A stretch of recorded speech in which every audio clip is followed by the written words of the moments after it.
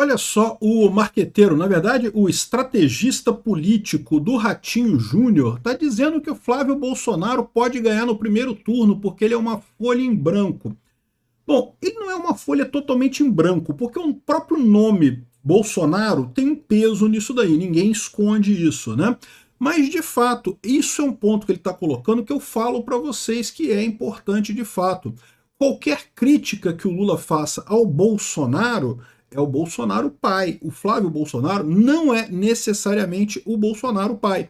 Então tá aqui, ó, teve uma entrevista ao Estadão, essa daqui é a entrevista dele, tá aqui a entrevista inteira. O rapaz se chama Jorge Gérez, ele é um estrategista argentino, né, e que fazia a estratégia política do Ratinho Júnior, né? Aqui, ó, há 14 anos trabalhando ao lado de Ratinho Júnior do PSD, o estrategista político Jorge Gérez, de 50 anos, diz ainda estar de luto pela decisão do governador de não concorrer à presidência da República, né? A desistência, no entanto, não o surpreendeu. Desde o ano passado, a família do governador já demonstrava forte resistência ao projeto nacional. Sem o paranaense da disputa, o Gérez vê a terceira via sem espaço e o cenário caminha para uma polarização entre Lula e Bolsonaro. Oi amigos, aqui é Maurílio, tudo bem? Dá uma força para o nosso canal, se inscreve aí, deixe seu comentário, tá bom? Grande abraço, fiquem todos com Deus. Ele, porém, questionado, o marqueteiro não tibuteia ao apontar quem é considerado, quem ele considera o favorito. Com 81% dos brasileiros querendo mudança, segundo o Instituto Alfa, é quase impossível o Flávio Bolsonaro não ganhar no primeiro turno. Ou seja, não é que ele está dizendo que ele acha que o Flávio Bolsonaro tem chance de ganhar no primeiro turno, não. Ele está dizendo que é quase impossível ele não ganhar no primeiro turno, né? Flávio Bolsonaro busca marqueteiros que evitem radicalização na campanha. Ele quer marqueteiro para fazer a coisa simples.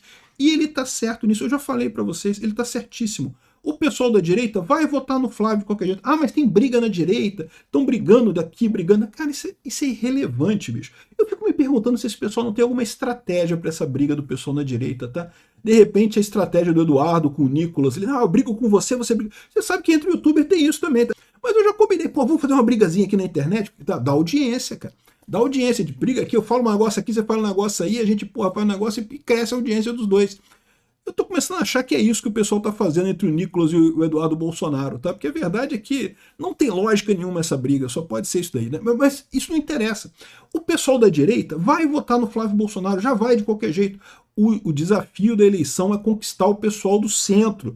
Então, aqui, a entrevista continua aqui, ele falando que, na entrevista, Gerês foi taxativo ao dizer que Lula perdeu a reeleição no carnaval, no momento que a escola de samba fez aquela ala neoconservadores em conserva. De novo, é o que eu falo para vocês. Isso, o Lula tinha que estar querendo conquistar os conservadores, agradecer, não, olha, o pessoal evangélico é muito legal, muito gente boa, família conservadora e coisa e tal. Ao contrário, o Lula fez um discurso, ele fez um desfile botando a família tradicional numa conserva, que, diga-se de passagem, é uma burrice, né? Olha só a entrevista, muita coisa interessante nessa entrevista aqui. Ó. Com Ratinho Júnior fora da disputa, há espaço para a terceira via? Diante de falta de opção, vai haver polarização e tensionamento. E se Lula e Flávio tensionam, não há espaço para um terceiro nome. Nunca houve. E por que Ronaldo Caiado não seria uma opção? Nas medições qualitativas deixam claro o perfil que o brasileiro busca para o próximo presidente. Um homem entre 45 e 55 anos que já tenha algum currículo, algo a mostrar. Nisso se encaixam perfeitamente Ratinho Júnior e agora Flávio.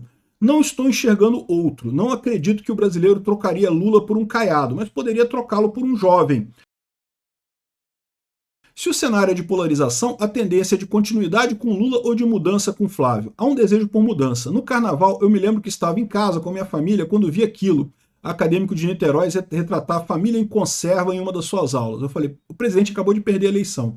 Não sei de quem foi essa ideia brilhante, mas num país em que 80% das pessoas são católicas, evangélicas ou cristãs, você ir contra conservadores e zombar da família, né, é suicídio, né? Ele complementou.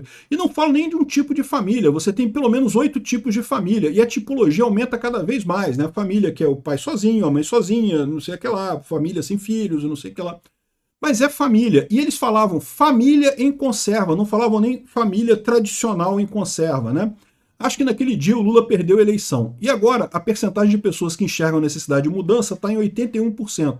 Eu nunca vi, nos 5 países que eu atuei, um cenário com mais de 60% de desejo de mudança em que a pessoa se reeleja, né? Ou seja, se o pessoal quer mudança, vai preferir um outro nome, né?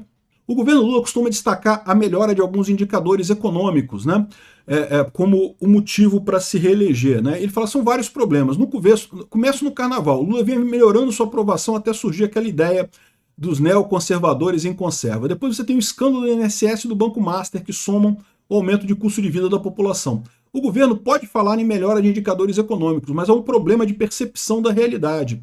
Não, o problema aqui é de número fraudado do IBGE. Tá? Os números do IBGE, do Portman, lá são todos fraudados. É daí que dá esse problema de percepção. Ai, os números estão ótimos, mas as pessoas não percebem. Quando você for comprar, leva o número do Portman para comprar as coisas no supermercado para você ver se eles vão aceitar. Não vão, pô. Tem que pagar o preço que botaram lá no supermercado. Não interessa que o Portman diz que a inflação é X ou Y, né? É possível o Lula recuperar até outubro? Trocar de carro talvez seja melhor. Colocar uma pessoa jovem para disputar no lugar dele. Com 81% dos brasileiros querendo mudança, segundo o Instituto Alva, é quase impossível o Flávio Bolsonaro não ganhar no primeiro turno. Não existe terceira via, não existe nenhum movimento cidadão.